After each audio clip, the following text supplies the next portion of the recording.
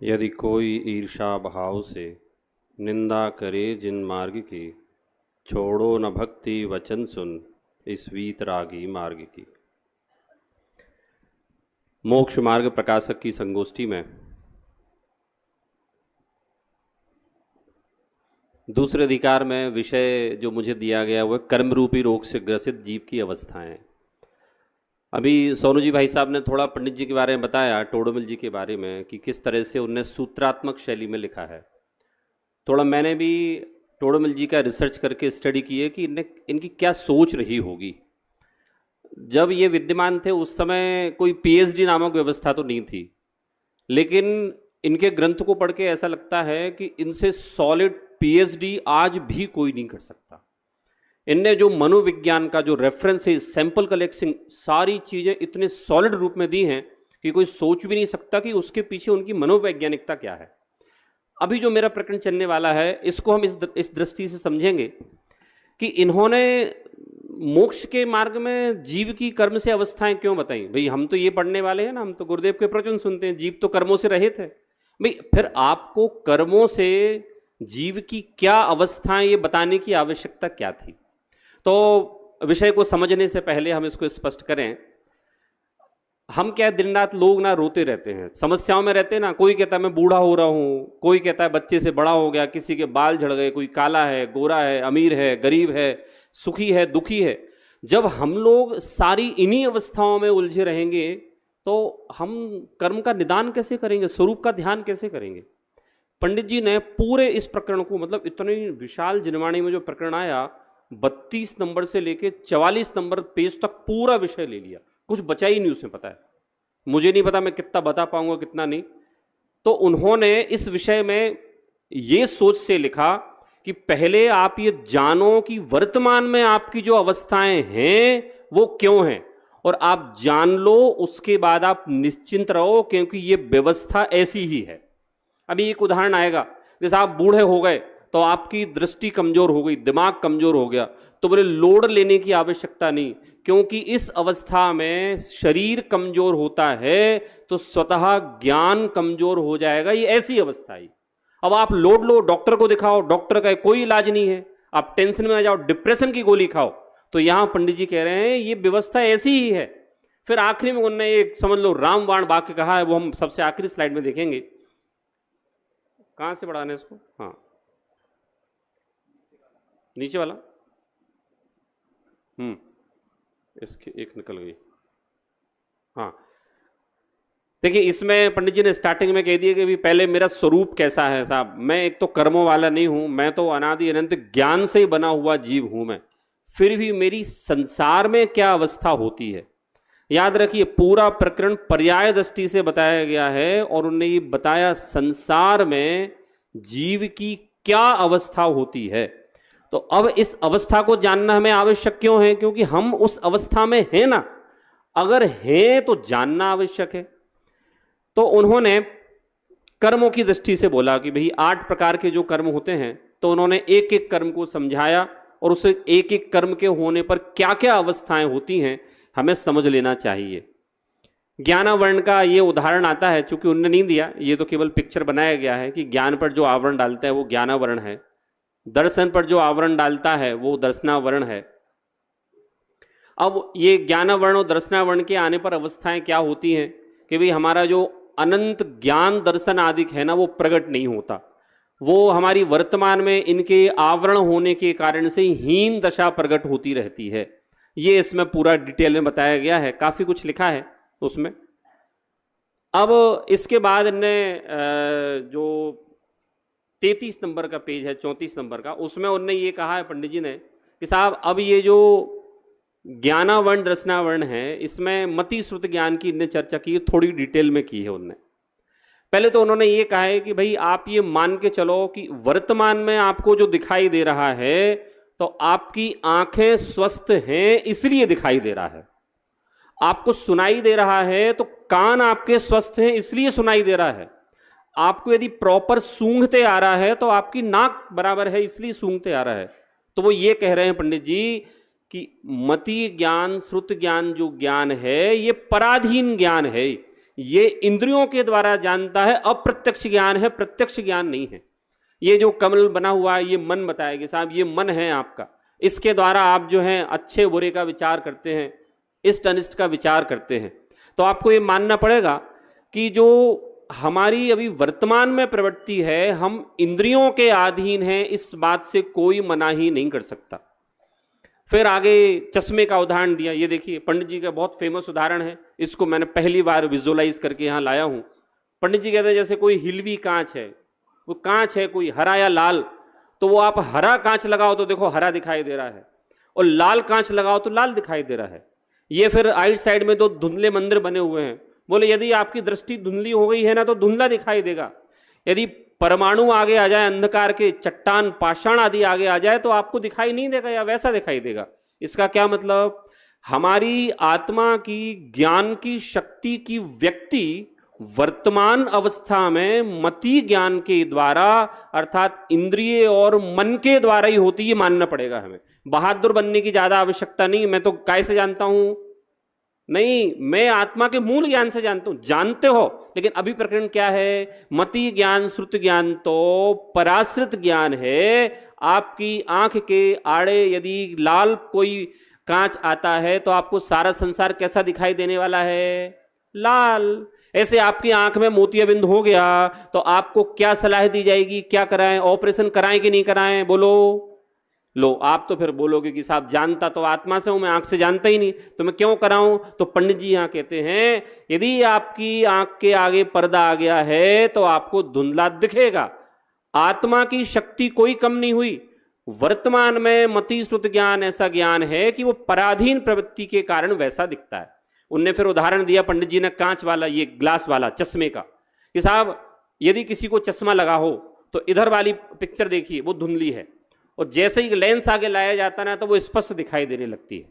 जिसको पास का चश्मा लगा है वो पास का देखेगा, दिखाई नहीं देगा, और चश्मा लगाएगा तो क्लियर, और जिसको दूर का है तो इतने पहले भी पंडित जी ने इतना वैज्ञानिक लिख दिया कि साहब चश्मा लगाने पर एकदम क्लियर दिखता है पूरा।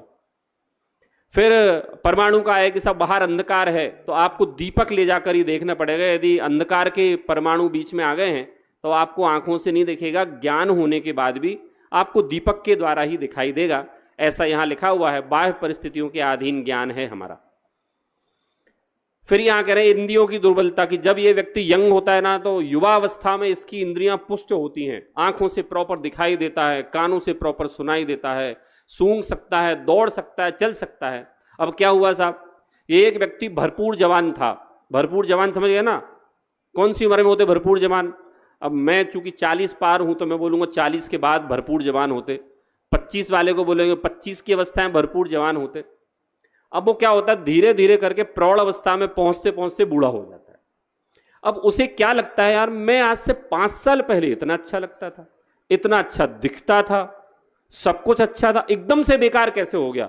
तो पंडित जी कह रहे हैं भाई साहब ये वर्तमान में मति श्रुत ज्ञान की सीमितता है। इंद्रियों के दुर्बल होने पर आपका ज्ञान भी दुर्बल हो जाएगा। बूढ़े बाबा हैं, इनको कम दिख रहा है, कम इंद्रियां पुष्ट हैं, और वो जवान बैठा है। पंडित जी ने तो बालक शब्द भी लिया कि बालक जवान को प्रॉपर दिखता है, प्रॉपर इंद्रियां पुष्ट होती हैं। फिर आगे कह रहे हैं कि भाई ये जो मन के द्वारा सारी विचार करता है, असत कल्पनाएं भी करता है, सत कल्पनाएं भी करता है, ये सारे काम जो है ना ये मन के द्वारा करता है। बीच में मन बना हुआ है और ये विभिन्न प्रकार के जो काम हैं सारे सोचने के, ये मन के द्वारा कर रहा है। द्रव्य मन दिया है, और ये दूरवर्ती पदार्थ का भी चिंतन कर सकता है मन के द्वारा। संगी का ही होता है मन, ऐसा इसमें लिखा है, और अनुमान और कल्पना दोनों किए जा सकते हैं।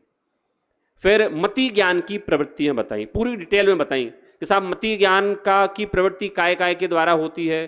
तो जिह्वा इंद्रिय के द्वारा होती है, घ्राण इंद्रिय के द्वारा होती है, कर्ण इंद्रिय के द्वारा होती है, चक्षु इंद्रिय के द्वारा होती है। नीचे दिए हुए हैं देखिए कौन कौन से को क्या क्या होता है। पहले को स्पर्श होता है, दूसरे को स्पर्श रसना, तीसरे को स्पर्श रसना, घ्राण, चक्षु, कर्ण, ऐसे करके पंच इंद्रिय वालों को सबको ये मति ज्ञान से ही काम करते हैं। मतलब 1 इंद्रिय, 2 इंद्रिय, 3 इंद्रिय, 4 इंद्रिय, सबका ज्ञान कौन सा है, सबका मति ज्ञान है। ये फिर नीचे बने हुए हैं। ये मति ज्ञान की इस प्रकार से पंडित जी ने यहाँ प्रवृत्ति बताई है, और उन्होंने जो जो मैटर इसमें बताया पूरा का पूरा इसमें लिखा हुआ है। ये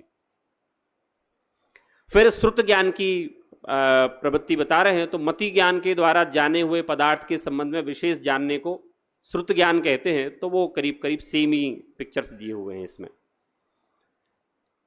फिर कह रहे हैं कि साहब क्वेश्चन पूछा है ऐसा इसमें कि आप कहते हो साहब आत्मा में अनंत शक्ति है, तो फिर आप ऐसा क्यों कह रहे हो कि साहब चश्मा आगे आ जाए तो दिखाई नहीं देता, अनंत शक्ति कहाँ गई? ऐसा इसमें क्वेश्चन किया।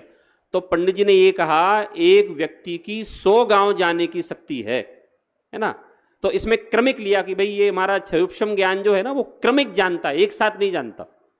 तो बोले आत्मा में यद्यपि अनंत शक्ति होने के पश्चात भी क्षयोपशम ज्ञान में जब ये है तो एक क्रमिक जानेगा। तो उदाहरण दिया उनने, जैसे एक व्यक्ति की 100 गांव जाने की क्षमता है द्रव्य रूप से, लेकिन वो तो एक गांव जा सकता है एक बार में। तो देखिए बना हुआ है ना, सामने शक्ति अनंत शक्ति वाला है और अलग अलग गांव बने हुए हैं। तो 100 गांव जाने की शक्ति होने के बाद भी वो केवल एक बार में एक गांव जानेगा। ऐसे ही वर्तमान में हमारा जो क्षयोपशम ज्ञान है वो कैसा है?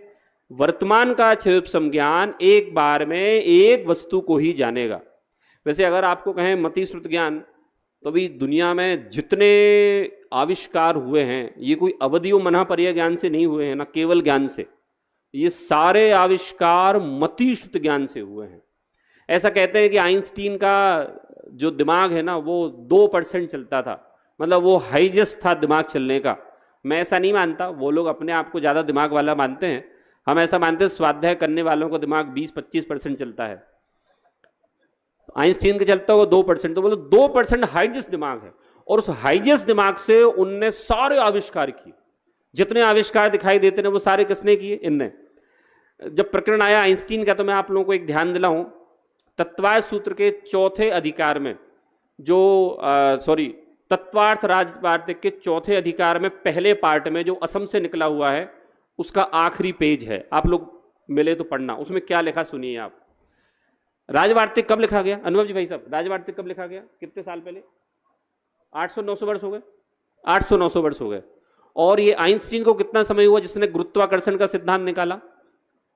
200-250। आपको पता है राजवार्तिक में भट्टकलंग देव ने यह लिखा कि जिस तरह से आम गुरुत्व के कारण से नीचे गिर जाता है, तो मुझे ऐसा लगता है कि इनके हाथ में हमारा राजवार्तिक लगा और उन्होंने उससे ही वो निकाला गुरुत्वाकर्षण। ये कहते हैं साहब गुरुत्वाकर्षण का सिद्धांत पहले उपलब्धि नहीं था, विद्यमान नहीं था, लेकिन आप देख लो प्रमाण है ये लिखा हुआ। उन्होंने कहा जिस तरह से गुरुत्व के कारण गिर जाता है, ऐसे ही ये जितने वर्तमान में प्रयोग हो रहे हैं वे सारे के सारे मति ज्ञान से हो रहे हैं। कहने का तात्पर्य है यद्यपि मति ज्ञान पराधीन है तथापि आत्म कल्याण के लिए पर्याप्त है। जब ऐसे तुच्छ आविष्कार उसके द्वारा किए जा सकते हैं तो स्व का आविष्कार, अन्वेषण, चिंतन, मनन तो किया ही जा सकता है। तो वैसे तो यहां मति ज्ञान को हीन बता रहे हैं, लेकिन आप लोग हीन मत होना, क्योंकि मति ज्ञान आपको सम्यक्त प्राप्त कराने के लिए पर्याप्त है। आगे बढ़ते हैं। फिर उपयोग की बात बताई यहां पंडित जी ने। एक कौवा दिख रहा होगा आपको, कौवा दिख रहा है ना? तो ये भी कौवे का गोलक का उदाहरण पंडित जी ने लिया कि साहब हमारा उपयोग एक बार में एक ही जगह लगेगा, ठीक है। जैसे कौवा है ना, कौवा, तो कौवा अपनी गोलक इतनी तेज घुमाता है कि पता नहीं चलता कि वो अलग अलग घुमा रहा है। ऐसे ही हमारा उपयोग एक बार में एक ही पदार्थ को जानेगा, चूंकि इतनी सूक्ष्मता से स्विच होता है कि हमें पता नहीं चलता कि वो बदल गया। ये यहां लिखा हुआ है। फिर अवधि ज्ञान, मना पर्याय और केवल ज्ञान की प्रवृत्ति यहां एक पैराग्राफ में पंडित जी ने बताई है कि साहब अवधि ज्ञान में नीचे देखिए लिखा हुआ है सर्वावधि, परमावधि, तीनों भेद लिखे हैं। तो पहले छोटा गोला, फिर बड़ा गोला, उससे बड़ा गोला, तो जानने के वो क्षेत्र हैं। मना पर्याय ज्ञान मुनिराज को होता है, केवल ज्ञान केवल ज्ञानी को होता है। इस तरह से ने अवधि और मना पर्याय ज्ञान की पंडित जी ने पूरी प्रवृत्तियां बताई हैं, और जो उसमें मैटर पिक्चर्स बनी हुई हैं वो सारा का सारा प्रकरण इस ग्रंथ में पंडित जी ने लिखा है, उसी को विजुअलाइज करके यहां लिखा गया है। फिर यहां कह रहे हैं अब कर्म आते हैं साहब। इसके बाद मोहिनीय कर्म आता है साहब। दिख रहा है मोहिनीय कर्म है, बिल्कुल मदमस्त मोहिनीय कर्म में शराब पी गई। ये शराब मोह की शराब है एक्चुअली में। ये तो ज्ञानावर्णी दर्शनावर्णी बताने के बाद अब पंडित जी ने मोहिनीय कर्म पर दृष्टि डाली कि साहब मोहिनीय कर्म के कारण से पर पदार्थों को अपना मानता है, क्रोधाधिक करता है, आत्मा में श्रद्धान नहीं करता। तो उनने वहां दो प्रकार के कर्म बताए कि साहब एक चारित्र मोहिनी, एक दर्शन मोहिनी। तो ये मोहिनी कर्म का सामान्य स्वरूप। फिर इसमें बता रहे हैं कि साहब ये दर्शन मोह है। दर्शन मोह, ऊपर बैठा हुआ राजा है, वो सोच रहा है। क्या सोच रहा है? मैं क्रोधी हूं, मैं रागी हूं, मैं द्वेषी हूं, मैं पैसे वाला हूं, ऐसा सोच रहा है। तो पंडित जी ने यहां लिखा तीसरी लाइन में, मैं तो अनंत ज्ञान वाला हूं, ऐसा ये विचार नहीं करता, और इस मोहनीय कर्म के कारण से अतत्व श्रद्धान ही करता रहता है। ये इस तरह से दर्शन मोह का ये उदाहरण यहां बताया पंडित जी ने। फिर चारित्र मोह का बताया, तो चारित्र मोह में पंडित जी ने 4 प्रकार की कषाएं ली उनने, जो क्रोध, मान, माया, लोभ। और दादा ने अपने उसमें भी लिया है 10 लक्षण की किताब में कि जब इसको क्रोध कषाय पैदा होती है तब दूसरे को मारना चाहता है। जब मान कषाय पैदा होती है तो सबको नीचे रखना चाहता है, स्वयं महंत बना रहना चाहता है। जब माया कषाय पैदा होती है तो विभिन्न प्रकार के मुखौटे लगा लेता है। और जब लोभ कषाय पैदा होती है तो ये धन ही धन ग्रहण करना चाहता है। इस प्रकार से पंडित जी ने 4 उदाहरण लिए, इनका विजुअलाइजेशन यहां दिया है। और दादा भी इसको बहुत लेते थे, जब मान कषाय पैदा आदि होती है तो इसकी क्या अवस्था होती है। फिर इसके बाद इनने 4 कषाय चौकड़ी का बताया कि साहब 4 कषाय चौकड़ी में अनंतानुबंधी, अप्रत्याख्यान, प्रत्याख्यान और संजुलन। तो अनंतानुबंधी होने पर सम्यक्त्व नहीं होता। अप्रत्याख्यान जो है वो 5वें गुण स्थान को रोकती है। प्रत्याख्यान में 5वां गुण स्थान आता है और 6ठे में जाने का प्रयास करते हैं, अर्थात मुनि बनने का। मुनि जो बन जाते हैं अर्थात संजुलन कषाय, तो वो केवली जो है इनकी जो कमी रहती है संजुलन कषाय में, वो यथाख्यात चारित्र तक नहीं पहुंच पाते, ऐसा पंडित जी ने यहां बताया है। पूरा विजुअलाइजेशन उन्हीं 4 कषाय चौकड़ी का यहां दिया हुआ है। अब इसके बाद पंडित जी ने 9 कषाय ली। 9 कषाय मतलब हास्य, रति, अरति, शोक, भय, जुगुप्सा, स्त्री भेद, पुरुष भेद, नपुंसक भेद। तो देखिए एक एक का पिक्चर यहां दिया हुआ है। पहली पिक्चर में दिख रहा है हास्य, दिख रहा है हंसते हुए लोग, ये कषाय हैं। एक्चुअली पंडित जी ने इन सारी चीजों का डिटेल क्यों किया? आप वर्तमान में जो भी काम कर रहे हो, हंसने का, रोने का, ये सारी कषाएं हैं। और जिन्हें बंद ना करना हो वो कषाय ना करें। तो कौन सी ना करें? तो बोले हंसने की, वो भी कषाय है। रोने की, तो यहां बताया हास्य, रति, रति है ये। फिर अरति, शोक, भय, जुगुप्सा, स्त्री भेद, पुरुष भेद, और ये नपुंसक भेद। आखिरी में आगे जो दिया हुआ है नपुंसक है, वो उसको स्त्री और पुरुष दोनों को भोगने के भाव आते हैं। इस तरह से यहां पंडित जी ने 9 कषाय का प्रकरण भी चारित्र मोहिनी में अर्थात मोहिनी कर्म में उन्होंने यहां लिया है। फिर इसके बाद आखिरी में उन्होंने कंक्लूजन किया है कि इस प्रकार से ये जीव मोह कर्म के उदय से राग द्वेष निरंतर करता रहता है और इसी प्रकार से दुख प्राप्त करता है। तो ये राग द्वेष की पूरी अवस्थाएं यहां बताई हैं कि किस प्रकार से मोह के उदय से ये सारे काम राग द्वेष के करता रहता है और ये जीव निरंतर दुख को भोगता है।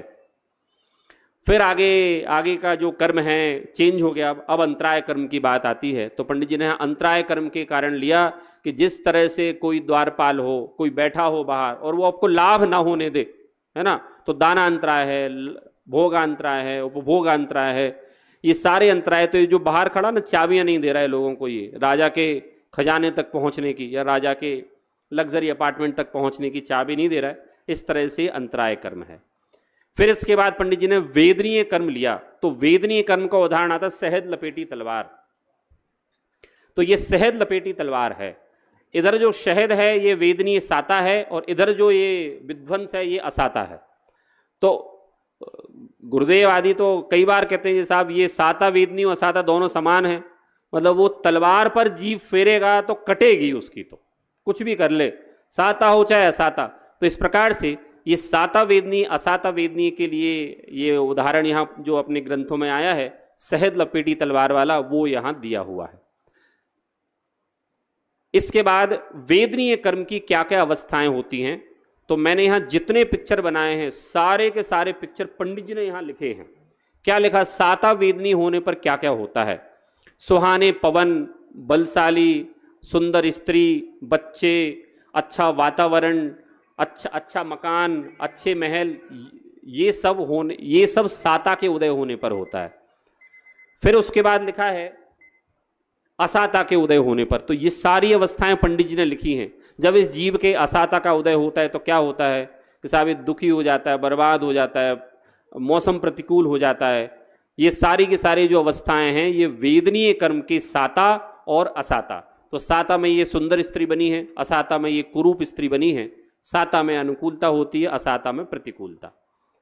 फिर दुख का मूल बलवान कारण मोह का उदय है, ये पंडित जी ने बोल्ड में लिखा है, स्पेशल स्ट्रेस दिया है उनने उस पर कि साहब ये सुख दुख का मूल कारण कोई पदार्थ नहीं है, सुहाने असुहाने चीजें नहीं हैं। सुख दुख का मूल बलवान कारण जो है वो मोह का उदय है, ऐसा पंडित जी ने यहां बताया है। आई होप आप लोग समझ रहे होंगे। ये पिक्चर्स जो है एकदम क्लैरिफाई कर रहे हैं पूरे विषय को हैं।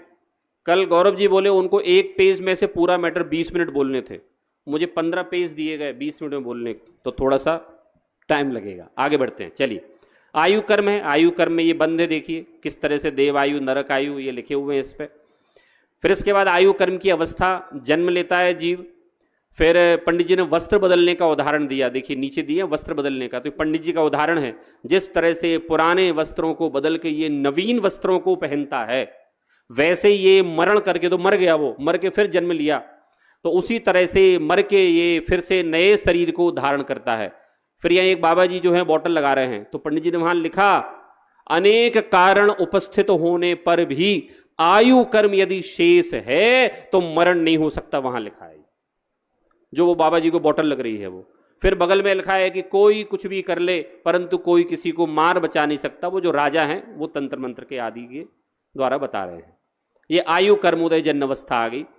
फिर नाम कर्म, नाम कर्म ने आप में सुना होगा हमेशा, नाम कर्म चित्रकार है, तो देखिए साहब ये चित्र बना रहा है पूरे। हमें किसने बनाया, मतलब हमारे शरीर की संरचना किसने की, अब हमें अच्छी लगे या बुरी लगे तो किसने करी, तो देखो आप स्त्री को, पुरुष को, नपुंसक को, देव को, मोर को, हाथी को, जितने लोग हैं सबको बनाने वाला ये नाम कर्म है, ये पर्सोनिफिकेशन है नाम कर्म का, मतलब मानवीयकरण किया है। ऐसा कोई मानव नहीं होता, ये केवल एक मानवीयकरण किया है चित्र के माध्यम से, तो ये नाम कर्म उदयजन्य अवस्था है। तत्पश्चात नाम कर्म होने पर क्या क्या होता है, तो पंडित जी ने यहाँ पूरा मैकेनिज्म बताया। मतलब मैं एक हंसी की बात बोलता हूं, यदि किसी की गैस पास नहीं होती हो तो पंडित जी कह रहे हैं ये नाम कर्म से नहीं होती है तुम्हारी गैस पास।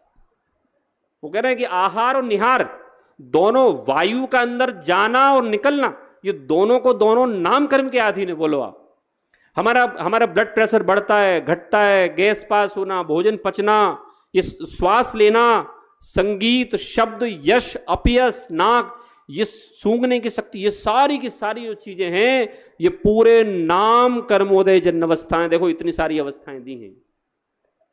नाम कर्म का बहुत बड़ा साम्राज्य है, डिटेल में आप लोग फिर पढ़ लीजिए।